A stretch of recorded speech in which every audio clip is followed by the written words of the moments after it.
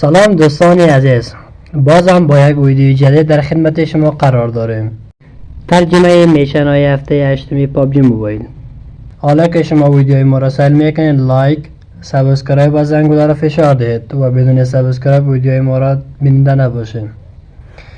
میشن اولی ما و شما این است که باید در میدان کلاسیک مود 3 نفر را از بین ببریم در میدان های مود دار.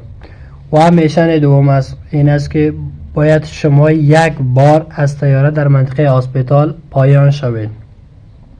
میشن سوم این است که باید شما 5 مچ بازی کنید در هر مودی که دلتان میخواهد.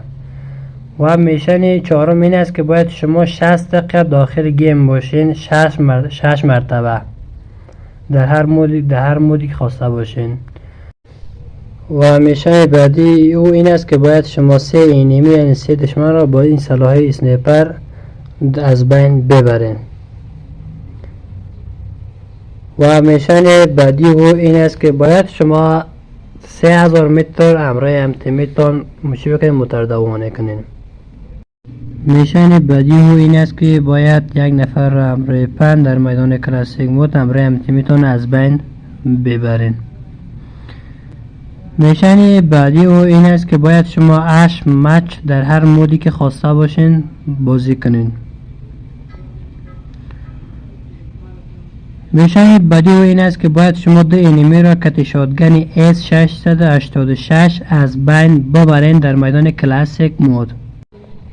و میشن بعدی این است که باید شما در هفته 8 و 9 3 روز داخل یک اکانت خود شوین. و میشن بعدی ما این است که باید شما یک دونه از انرژی در میدان استفاده نمایید. میشن بعدی ما این است که باید شما در میدان کلاسیک مود یک بار زیر لیور 2 را از زمین بردارین. و آخرین میشن ما این است که باید شما به یک از فرندهای خود گیفت روان کنین. تشکر از اینکه ویدیو ما را تا آخر بیننده بودین.